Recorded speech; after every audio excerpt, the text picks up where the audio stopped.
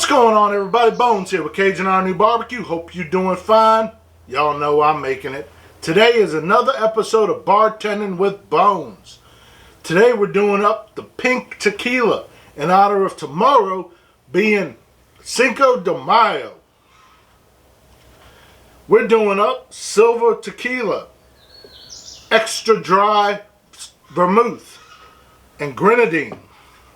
Let's begin. First, you need a shaker cup with some cracked ice, an old-fashioned glass, or a cocktail glass with some cracked ice. Grab your jigger, get your 1.5 ounce side, pour out some silver tequila.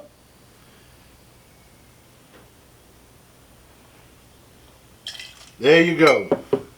Now flip over that jigger, get your dry vermouth. You're going to need 2 of these to equal up to 1 ounce. 1 and 2. Now with this grenadine, you only need a splash of it. There you go, just a splash. Go ahead, top it off, shake it up. Take that glass, I got a trash can right over here.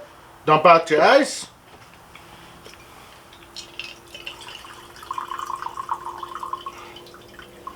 Got a nice pink hue to it. Cheers, everybody.